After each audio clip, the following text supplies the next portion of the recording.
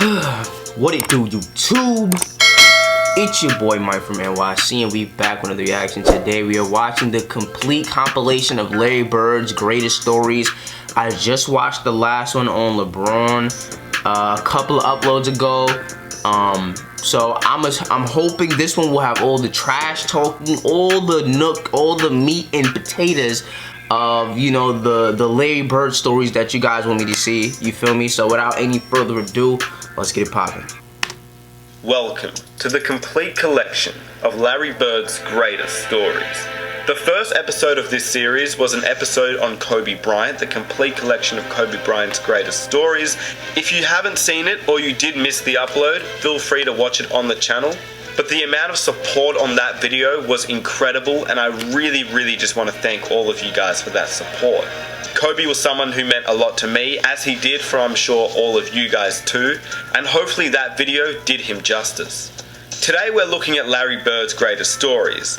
And because these videos take such a long time to make, the only thing that I ask is that if you enjoy this video, you can please hit that like button, subscribe if you do enjoy the videos because it does help my channel out, and also comment down below who would you like to see for episode 3. We've done Kobe, this is Larry Bird, which player should I do next? Without further ado, welcome to the complete collection of Larry Bird's greatest stories. Well, you had the Bird night. I had the Bird night. That was a tough night, man. And he would tell you to play and catch it over there and shoot it. Larry Bird, he was not a nice guy.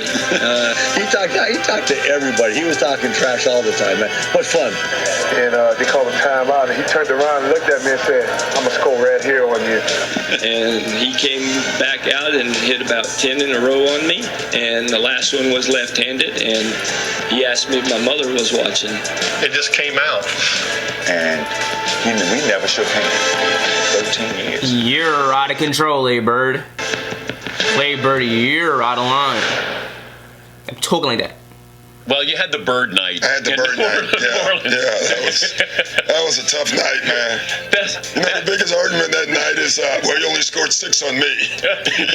But nobody was guarding Bird, were they? Well, we were trying. You were trying to. Yeah, but when a guy is literally coming up to court, calling his shots, and, you know, Bird talked a lot of trash. And that's in New Orleans. That's in New Orleans. You were playing the Hawks, and it was one of those times they were playing some home games down in New Orleans. In New Orleans, I'll never forget that game. He was so hot, he started shooting threes with his left hand. And it was in a neutral site, and I know that Larry was always telling the ball boys, hey, go find out the scoring record. As he was getting taped on the tape table, he would always say, hey, go find out the scoring record in this gym. Going into that game, I thought there might be a ray of sunshine because one of the bellmen told me that he had heard that Larry and a couple of his teammates had gotten in a little bit late the night before. So I was saying, hey, maybe Larry won't have a real good night. Bird, the bomb. Bird, the fall away. Bird out of the left corner. The bomb is good. To say that Larry had a hot hand is an understatement without question. He was calling shots off the glass. Who's next? Look at young Doc. Where this one from? And he just made one after another. Triple, excuse me, fake pass. Pity. You knew it was something special. Even as a player, and that usually doesn't happen, but we're down so much at the time. You had time to realize the game. You get your ass kicked. You had time to think about it. It says left side across the 3, and you're listening to him. That's a tough feeling. Yeah, that was the one game that I think he tortured Dominique. He saw Dominique, this up and coming player, and he just tortured him mentally. That game, he tortured all of them. I mean, it was mind blowing. I think Bird went by the bench one time, too. He fell in the bench. Oh, he did. Yeah, and he called that one. That was the one he fell in it. He literally said, off the glass into the trainer. And so it was a bad night. Niggas said off the glass into the trainer. Nah, niggas are just saying whatever. We're just saying anything at this point. Like, we can't fuck up at this point. Ran out after him. He shot this high rainbow. It goes in. Ricky bumps into him and accidentally knocks him on our trainers laughed. So it was exactly what he said. Antoine Carr and Cliff Levingston got fined by Fratello, I think. And Eddie Johnson for celebrating. Celebrating Bird. Yeah, it was the best film session. Every time when I see Mike, we still laugh. God, it was the greatest film session ever, because back then you didn't have, you watched the real game and just went, with a video, and Mike rewound the celebration 20 times. He just kept, not the shot, he just kept rewinding it, showing the guys, you remember they're giving each other high five. And then somebody falls off the bench. Yeah, that was Eddie Johnson. Yeah. Eddie Johnson falls off the bench in laughter. I mean, everybody was entertained by this. Even the guys on the Atlanta bench. They got fined for that, I heard. Yeah. Watch the reactions on the Atlanta bench. You see Scotty Hasty put them, when you get watch Cliff Levingston. Come on over here. I think this is Cliff. And our film session was 20 minutes of that. Larry, put on a show that night, and I mean, just to get the whole Atlanta bench going crazy post work on some of the shots that he was making down the stretch is a pretty good indication. I'm not sure I've ever seen that before. And we never shook hands for 13 years. You at the three-point competition, walking in the locker room. Who's playing? Did you really say that? Who's playing for second? Yeah, I did. I was so bad. Yeah, when you walked in and asked who was going to get second place in the three-point contest, when you walked in there, what were you thinking when you made that announcement to the room? Just messing with all those guys like you always did. Yeah, I didn't. I had no clue. I never really practiced. Me and Danny used to shoot some before we went out there. Everybody's sitting there. Everybody's real quiet. You really didn't. You knew the guys, but you never were around. Yeah. Three-point contest at the All-Star break. And Larry walks in and says, I hope all you guys in here are thinking about second place because I'm winning this. Excuse me? Who were some of the guys in the competition at that time when you walked in? Who was in that field? Come on, Coach, you know.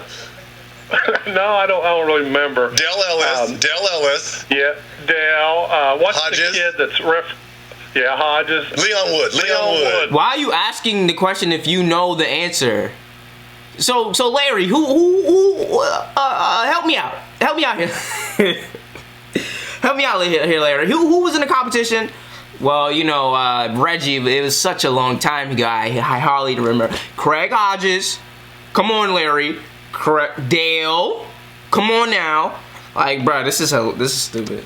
I'm sitting there with one of my teammates, Leon Wood. It was a great three-point shooter. Larry Bird comes in last. And nobody's really saying anything, so I walk in and look around, and it just came out. He says, who's coming in second? You already know who's going to win this. It was so quiet. And after that, I said, oh, man, these guys ain't got no chance. And I got lucky because I almost got beat in the first round. But what was the reaction after you said that? Like, oh, that's just Larry Legend, or did it get dead silence in there? It was silence. I think they were a little nervous. I like it. I think they were nervous. I had no clue I was going to win it. Playing a mind game. That's just part of the competition. I feel like a lot of this, I feel like, here's the thing, right? When you're as great as a Larry Bird, Michael Jordan, it's super easy to trash talk. Kobe, right? It's so easy to trash talk, right? Because it doesn't matter what you say, like when you're that nice, it's not really about the trash talk, it's really about what you're doing, like, oh, I'm gonna get the ball in this spot, and it's about, the confidence, but I feel like what really makes elite trash talk is, the creativity on it. That's what makes, really good trash talk. All elite players are really good, but, when the trash talk is affecting the gameplay, when you talking shit to somebody and it's affecting what's going on in the court and you really in here, you know what I'm saying? When you have a level of funny, a level of, some truth, you can get in here and in here. I feel like, to me, that's what makes really good trash talk. Because Larry's a great player. That's just that's on some regular shit. Yo, who coming in second? You just come in with that, when you got that energy on you and when you are that type of player, you just say shit like that. You know what I'm saying? Just part of the competition. That's just how you move, you know what I'm saying? Finishing off. Look at that smooth rhythm. The shot, one step back, pick it up, the shot. Back and forth. He is like a machine, and the results are almost like a machine.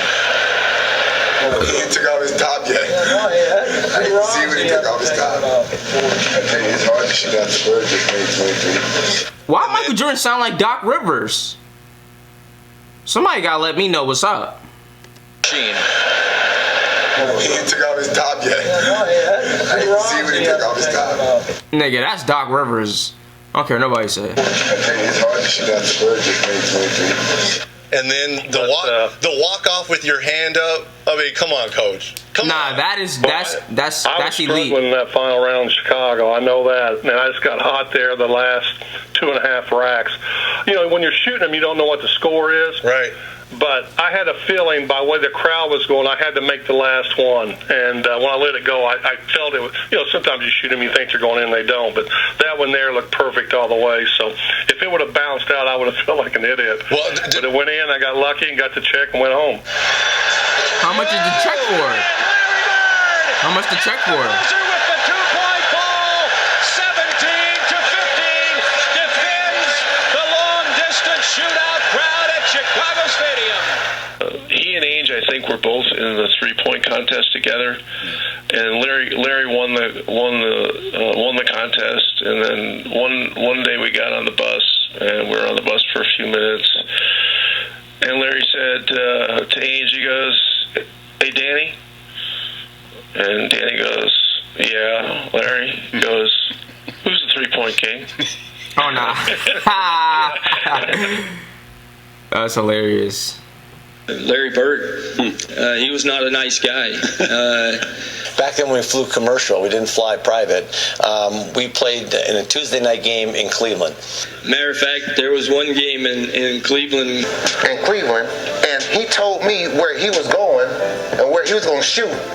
Nah, I won't hear about it. Okay. I won't hear about it. It was 91-92 season, and we was playing the Boston Celtics. It was Bird, McHale, Parrish, the great three, Ainge, and we was up 1.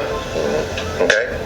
Where he was having a pretty rough first half, and in the old days in Cleveland, you walked off the court the same way at halftime, and I kind of puffed up on him and walked beside him and was like, "Yeah, you're 1 for 10." I was like, "That's defense, you know," and he just kind of looked at me and said, "There's 2 halves." And he came back out and hit about 10 in a row on me. And we was up 1. Okay. He said, "Who's guarding me?" As we come out of timeout. Now remember, I'm a rookie because Price is out because he hurt. Oh, dummy. Oh, what are you doing? Giving goal. That's how you play basketball. God damn it. That's how you hoop. That's how you play basketball. Fuck all this other shit. As we come out. You know what I'm saying? Now remember, I'm a rookie because Price is out. Hit him with a little jab. Off rip. He run up on you. He try to run up on you with that speed. Use that speed against him. Where you going? Hit him with the jab, dummy. Where you going? Jab. Right? Jab. Hezzy. Oh, pump fake. You feel me? He jumpy. He want to get the stop. You know what I'm saying? So you got to use their athleticism against them. You feel me? He run up on you. You jab him. Got him leaning. Chris move, right? Hezzy. Pump fake. Why are you in the air? Give and go. Give it back. Pump fake. What is he doing? Oh, he not guarding the shot? That's so smooth to me. That's so calm. Elo. He says, "Why you got that white boy on me?"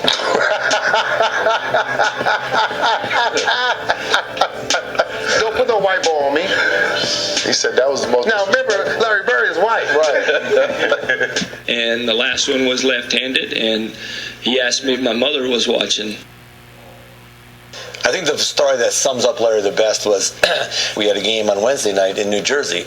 Snowstorm hits Cleveland. We're at the airport at 7 in the morning. Flight's canceled at 7. It's canceled at 8. It's canceled at 9. It's canceled at 10. Canceled at 11, 12. We finally leave about 1:30 or 2 in the afternoon. We fly up to New Jersey. Now the storm has kind of moved into Jersey. And the bus driver says, "Well, I can't get to the I can't get to the hotel, into the arena. I can only go to one place." Well, we had a game that night. We go to the arena. So we get to the arena, and I mean, we're dragging, and we're sitting around the locker room, and and everybody's kind of, we're tired, and and all of a sudden, the coach gives a little bit of a speech of, "Come on, man, guys, we're playing basketball. Let's get ready to go." And Larry stands up, and Larry says, like a couple other few choice words, and he says, I don't know about you guys, but I'm going to take it out on their rear ends. So I was like, oh, all right, so let's go. So we go on the floor. Albert King sitting there, and Larry walks up to Albert King and goes, don't take this butt whooping personally. I've been eating hot dogs all day. And then Albert King looks at him like, you've been eating hot dogs all day? What's that got to do with me? And we went out and just hammered him. I mean, we terrorized him. And that was Larry. There was no excuses. I mean, he just played. And I tell you, that was just his competitive nature. But a day when you fly all day and eat hot dogs in the airport, best thing was Albert's look on his face like, what hot dogs got to do with me? I still love the Xavier McDaniel story. Anybody better than Larry Bird? No, Larry's probably the best trash talker. And you know the best thing about Larry now? He's so buttoned down now. He's just like, I didn't do that. That guy lies. He was the best trash talker, and he denies everything. Can you tell a Larry story? I haven't heard much of him. Any stories about him talking trash. Look at how Chris Bosh looking fresh, man. I hope Chris Bosh is doing well. You feel me? I know he had that lung thing. What's going on with these collapsed lungs, bro? Anyway. So quiet. Yeah, it's just every other time, and I never got to play on the court or see. But can you tell a story like? Oh, well, I'd say one of my there's a million of them, but one of my favorite ones is we're playing Phoenix and we're way ahead. Okay, the Celtics were playing the Suns, and we're down in the old Saddle Dome that they had outside. Right. And Larry, we're playing good as a team. Larry has the worst fourth quarter known to man. I mean, he's throwing the ball to the other team. I'm like, good Lord, we had like a 15-point lead. Next thing you know, we're down 2. And I'm like, how in the world are we going to lose this game? So we have a play, out of bounds play. I'm taking it out, and Larry says, I'm going to bust off the play, and I'm just going to come out, and I'm going to shoot a 3. And I'm like... And Larry says, I'm going to bust the play. I'm going to shoot a 3. And I'm like, Bertie, this is getting overtime. I'm talking Robert. We need to get into overtime, man. Try to get this ship right because we're sinking, man. Celtics are down by 2 points, and Bird is out by the 3-point line, and he's being guarded by a guy named Johnny High. And Johnny High is sort of backing away from Bird, and Bird says, hey, Johnny, you better come up and guard me a little closer. I'm just going to get the ball and shoot a 3, and game's over. Larry not only tells me that, he walked by the bench and says, typical Birdie, just real slow. So he tells the Phoenix bench, tells the coaches, yeah, I'm just fixing to bust a 3 on you guys and just go home. I'm tired of this. Fixing to bust a 3 on your guys and go home. And, Johnny High sort of smiles and laughs about it. And so he breaks the play. And then the ball comes into Bird. He just turns around and shoots a perfect 3. Shoots the ball. As the ball's in the air, he kind of turns towards the Phoenix bench and yells, told you so. He stops running to the locker room. Larry hits it. He looks at the bench and goes, told you so. Unreal, man. As he's walking off, he puts an arm on Johnny High's shoulder and he goes, Johnny, I told you to come out and guard me. That was Birdie. And he had the confidence, man. That dude had so much confidence. He talked to the coaches. He talked to everybody. He was talking trash all the time, man. What fun. Great competitor, man. And I just started laughing. I was like, oh, man. It's just one of those ones where he just kind of, he has such supreme confidence. And it was just, but that's the one when you're back in and Larry went in and said, well, I won the game in the first 3 quarters, then I lost it in the fourth quarter, Then I won it at the end. He goes, my record tonight is 2-1. We all just kind of laughed. Bird used to tell people, I remember he told me a story about Xavier McDaniel. He said, X-Man, yeah. X, I'm going to get the ball right here. I'm going to shoot a jumper right in your face. It was a tie game. They had the ball, and DJ was stalling the basketball. Post up. I'm on the block. Larry was kind of... All right, somebody got to tell me, what is this? Oh, wait, they setting a screen or something? DJ was... I mean, it ain't really... What's going on here? What is this? Somebody got to let me know what is this. Anyway. Stalling the basketball. Post, I'm on the block. I'm on the block. Larry was kind of standing. I was probably behind him, like denying him the ball. And they called a timeout. And he turned around and looked at me and said, I'm going to score right here on you. And I said, I know you will. I'll be ready. Tie game. 13 seconds to play. Celtics basketball. during the timeout, I'm going through a play, and about that time, Larry steps in and says, Coach, why don't you just give me the ball and tell everybody to get out of the way? That's Larry. If he wants the ball, he wants the ball. After the timeout, we walked back on the court, and then Xavier was guarding him. So he tells Xavier, he says, I'm getting the ball. And Larry said, I'm going to get it right here, Ed, and I'm going to shoot it in your face. He hit it and looked at me, and he was like, damn, I didn't mean to leave nothing on the clock. He shot a shot right in my face. I just looked back, and the ball just went in, hit all net, and he said, I told you so. And he was like, I didn't mean to leave 2 seconds on the clock. He wanted to shoot it with 0 seconds on the clock. I walked back to the sideline like, dang. Now, a lot of people don't know this. You probably know this, Dan, but Larry Bird was one of the biggest trash talkers in basketball. And a lot of people say, really? They thought it was Reggie or Charles. Larry Bird talked more trash on the basketball court than anybody I've ever played against. And he told me 2 things one game. Our rotations, double teaming Kevin McHale, always had to rotate to the corner, and Larry Bird was the one shooting it. So he shot one, and I'm trying to block this shot, and he would just tell me, Scott, you're a little too late. A little too late. So we playing him in the last play. He says to James Worthy, he said, you guys don't have to worry about it. I'm going to go right over there in that corner. He said, they're going to set a screen for me. We're taking the ball out. He said, I'm going to curl right over. And he's telling us to play. He's telling us to play before they even take it out. He said, I'm going to go right over to that corner, and I'm going to catch it, and I'm going to shoot it, and I'm going to tie the game or win the game, whatever the case may be. They take the ball out, and I think it was either Danny or DJ, the late, great DJ. Yeah. Take the ball out, the man curl right to the corner, caught the shot, shot a 3. It's like, are you effing kidding me? It's my Larry Bird story. I think, yeah, I see the appeal. Why is it zoomed in like that? I see, like being in a moment like that, I understand like why you would admire that so much. Because in those close moments, in those, like, you got to think about it. Like, these aren't necessarily blowouts, right? These are close games. These are highly intense games that you could easily lose. And like, he's just like, yeah, I'm just gonna do this real quick. Like, he's just making it seem like it's nothing. Like, in moments where people get tight, he gives the appearance and the appeal that he's very loose.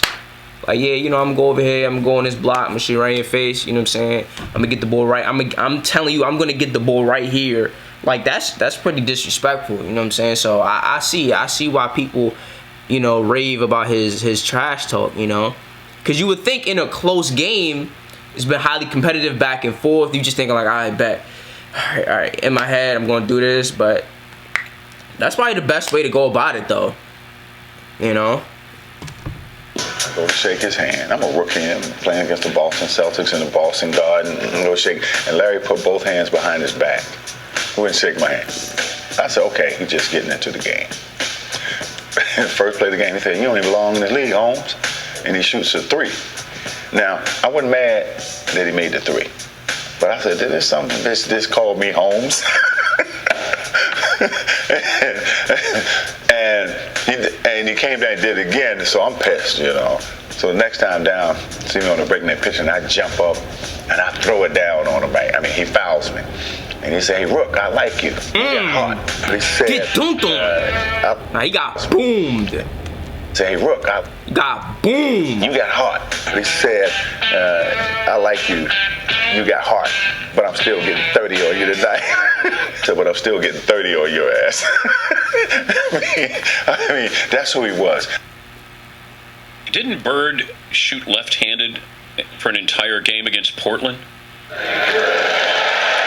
Larry told all of us and the media, he said, tomorrow night's the last game of the trip. I'm going to play this one left-handed. I remember because I was there, and it was at a time when McHale was still coming off the bench, and so he scored the first 8 points of the game left-handed, and Jerome Kersey was guarding him at the time, and I remember this because we had a great trash-talking team. I mean, we had ML Carr, we had McHale, we had Bird, we had Ainge was a yacker. I mean, we guys with great creativity with that, and I'll never forget it. McHale yells out, "Hey Jerome, wait till you start shooting right-handed."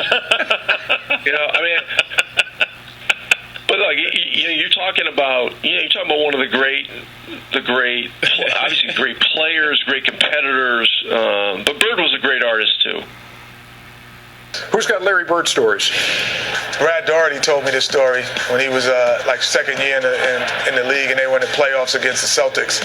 Down one, Larry Bird catches the ball in the deep corner and he steps back for a three. And before he takes the three, he's like, oh, wow. You know Larry with the short hair is all jump shots. This Larry with this hair is all jump shots. Come on, you know that. For a three. And before he takes the three, he's like, oh, wow, he's going for the win. He's not going for the tie. Larry Bird catches the ball in the corner. I take off running out at Larry Bird. And right when he's getting ready to shoot, I jump. And he head fakes him. And as I go by him, he tells me, he says, fly, Bird. And as he head fakes him, now it's 3-2, he hits him on the butt with the ball. And then he shoots it at the buzzer. And the confidence that hit him on the butt as he flew by him. I ain't gonna lie, that's elite. You moving different at that point. You moving unfazed. Like, you want to talk about ice in your veins, like, you moving very devious. You moving very devious. Like, you are sound in your conviction. Like, yo, there is no doubt, there is no fear in my mind this is going in. Right? So, like, it would be almost like Larry, how would you act if you knew for certain you couldn't miss the shot? How would you talk? How would you maneuver? And that is exactly how he moved. At the end of games, it was like if he had like a little a genie, right? And the genie said, or like, I'm gonna make sure that you're gonna hit this shot. You can act however you want to act. You can say whatever you're gonna say because you're gonna hit this shot. And that's literally how he acted. Like, the showmanship, he hit him on the butt with the ball. You know what I'm saying? I'm gonna hit this three. I'm gonna get to this spot. Like, that's there's no, you can't display more confidence than that. I'm literally telling you what I'm going to do, and then I'm going to do it. Like, that's tough.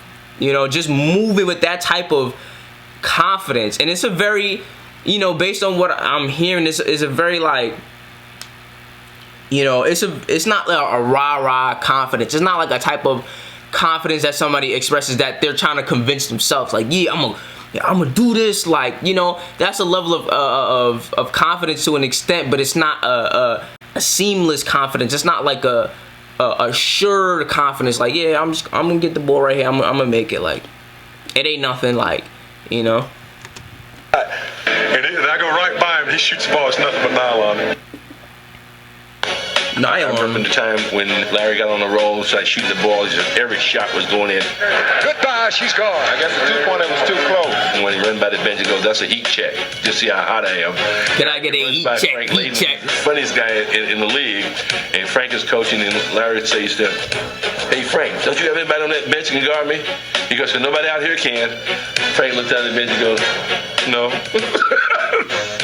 Coach is wild for that. Beyond an acute awareness of his own commercial potential, Bird waged psychological warfare at the drop of a ball. The 84 Olympic team was playing an exhibition game against a bunch of pros, including Larry Bird, and they were in the warm-ups. And a ball bounced down from the college end of the court to the pro end. And Michael Jordan went down to chase it. And the ball happened to be picked up by Larry Bird. And Michael went up a few feet away from Larry Bird and held out his hands. And Bird took the ball and fired it back down the court over Jordan's head, as if to say, "You're not only not getting this ball, I don't give a damn who you are." Larry Bird knows exactly who this guy is and what's going to happen in the next few years. And he wants to get every edge he can get right now. It's real shit. But Bird didn't talk trash to you. Oh my God, Bird talked trash to everybody. But didn't he? Did he get to a point where he had respect for you? I always tell this story about Larry Bird. I remember him. He was cursing under his breath, and I asked him, I said, "Larry, what's going on with you?" He says, "You guys are being disrespectful to me." And I says, "What are you talking about?" He says, You guys are putting a white guy on me. That is true though. You got a whole bunch of but yeah, that is disrespectful. You know what I'm saying? You got all these athletic. You got Charles Barkley. This looks like Moses. You got this looks like Maurice Cheek, somebody who's known for defense. You got this guy who looks like a, you know, capable defender, you know, strong guy. You're gonna put the smallest, most unathletic guy on Larry Bird. That is disrespect. I ain't gonna lie. Disrespectful. Wait, who's the white guy you put on it? I can't remember who it was. I just started laughing. I had no comeback when he says it's disrespectful when y'all put a white guy on me. Here he was out there with a quarter of black guys out there talking trash with him, and the rest of the fellas are sitting there going, "Hey, the boy, man, what can you say?" I remember we were playing Washington in Washington one night, and Larry just hit what would have been the game-winning shot, but KC called timeout. It won't count. It does not count. Washington called a timeout. Larry came back to the bench, and, you know, he was a little upset. He looks at the bench and says, "Hey guys, when I come back after timeout, I'm going to go right to the same spot, and I'm going to kick it in." He told Washington, "I'm going to get the ball." 2 seconds left. The Bullets by 1. Ainge to Bird. He gets a good shot in the Celtics win it. Boy, this is something else. Incredible. Bird wins it at the buzzer. How many people you know would talk to the other team like this and says, "I'm going to stick it in your face"? In last year's playoffs, Person was out to make Bird eat his words while adding a few choice comments of his own. First time I touched the ball, my very first game, he said, "Shoot the ball, rookie. Shoot it, shoot it, shoot it." I said, "Okay, I'll shoot it." Wow, like that, and it went in.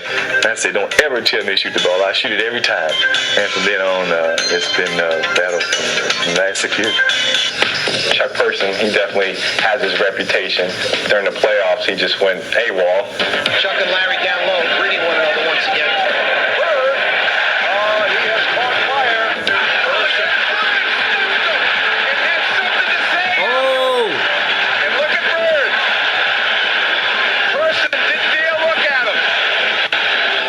A little special because I've known Chuck for a while, and we've always had run-ins, but it always seems like I get the last word. And I hope you guys enjoyed this video. Ain't no friends in the industry. And you would like to help the channel out, please hit that like button to show your support. Feel free to subscribe if you enjoy these types of videos. There will be a lot of videos coming out shortly, similar to this one. And comment down below a player that you would like to see an episode of this series. I do feel like you know, you guys were raving about Larry Bird. This is a very, you know, unique type of trash talk, and it's a different energy behind it, because, you know, a lot of times with dude trash like, "I'm gonna kill you, like, can't call me, you know," versus like Larry Bird, who's very like just chill about it, like, "You can't guard me, like, you can't guard me, stop talking to me, like, I'm gonna get the ball right here, I'm gonna get to my spot, and I'm gonna hit the 3 on you, like, come on." Like, it's just so, you know, it's such a unique style of trash talk, you know, because even the great trash talkers, Reggie Miller, Michael Jordan, Gary Payton, they're very rah-rah, they're very in your face, they're very aggressive about their trash talk. And obviously all of them, I mean, you can't be a great trash talker without being able to back it up. Everybody that I just named can back it up, you know, but just the calmness about it, the assuredness about it, makes you feel something like, why are you so sure about it? You know what I'm saying? Like, you know, I definitely respect it, man. I respect it. Definitely like, comment, share, and subscribe if you like these type of videos, and I will see you when I see you. Peace.